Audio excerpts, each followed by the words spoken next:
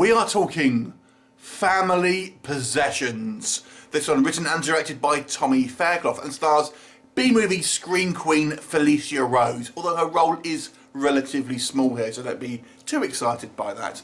And the story focuses on a family, and the focus of the story is a young teenage girl, and she moves into this kind of large house that used to belong to her grandmother, who has passed away, and she's got a younger brother and her mother and father, and they've kind of, as a family, had financial troubles.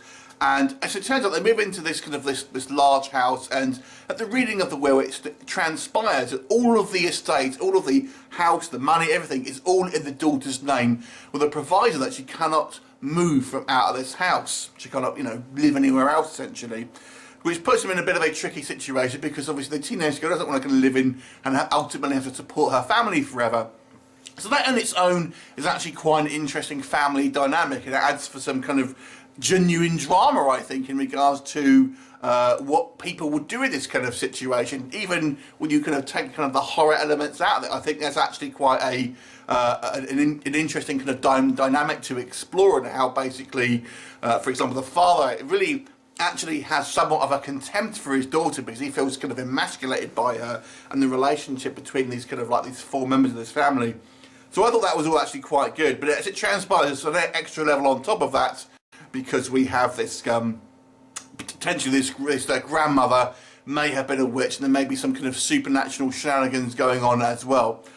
So what do we think about this movie? Like I said, the actual premise I thought was a great setup for a kind of a movie.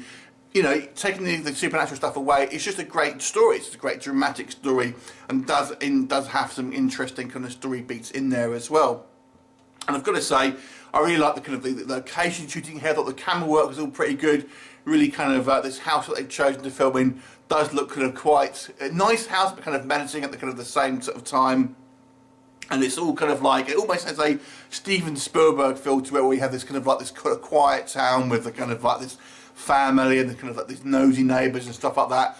The movie actually also has quite a wry sense of humour, and actually references a variety of kind of internet memes and stuff like that as the film progresses. So if you are familiar with certain things on the internet, you may kind of have a smile. And there's a really funny scene where everyone kind of thinks this house has witchcraft situations going on, and the mother rides a broom in front of these kind of neighbours just to kind of like piss them off. Thought it was a great scene. However, this movie has some issues, so let's discuss those. For one thing, this movie is far too long. It could be done with about half an hour trimmed off it. It does not need this kind of like this long running time, and it feels like it's kind of dragging really quite badly, to be honest with you. It could be about half an hour less, I would feel, or at least 20 minutes. It doesn't need to be this long. There's not enough story here. The acting, I've got to say, is spotty.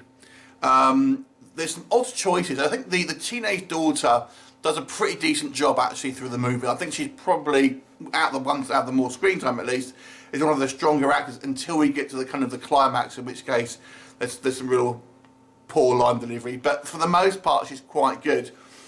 But I would say the kind of the mother and father, their line deliveries are pretty horrible. And they have this kind of thing where they have real long pauses in between kind of different kind of conversation, and it feels really awkward and unnatural. And I think the direction here is a little bit kind of like on the weaker side as well, where there's obviously get their lines on cue and stuff like that. It just feels very unnatural. The ending of this movie is also pretty bad. When we actually get the reveal about what's actually happened in regards to that, it does not make any sense. It does not make any sense in one iota, and people's reactions to it are just laughable. And this is what I mean, where anyone who did have quite good acting kind of falls down here, because their reactions to it are horrible. Now, I do partially blame the direction on that as well. It's not just the acting, but their reactions about what happens is just a joke. But the director should be directing his actors in a different way here. That ending was really poor. And the other thing is, it's kind of bad, but it's funny, is when we do see the horror elements here, when we see the kind of like, the spirits, and there's a kind of like a couple of gore scenes. The prosthetics here are so bad. It literally looks like just things that have been bought out of a joke shop.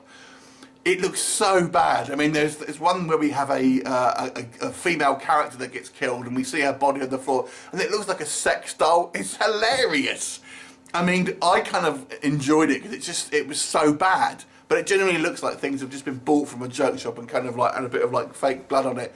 It looks so plasticky, but it's kind of fun. I've got to say, those the prosthetic effects, the actual ghostly effect, shall we say, where we do see kind of an apparition.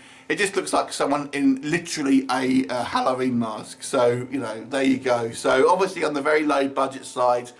And the thing is, I think the camera work here is fools you into thinking this is maybe a bigger budget movie and a more well-produced movie than it actually is, because when we kind of look at the minutiae and the detail here, it does fall apart. But it does have quite a nice professional feel to it in some aspects. The score, I think, is good. The camera work is good. And all the lighting stuff all looks pretty decent. But when we get to these little intricacies, like, you know, the acting, the directing, and the kind of some of the makeup effects here, it's pretty poor.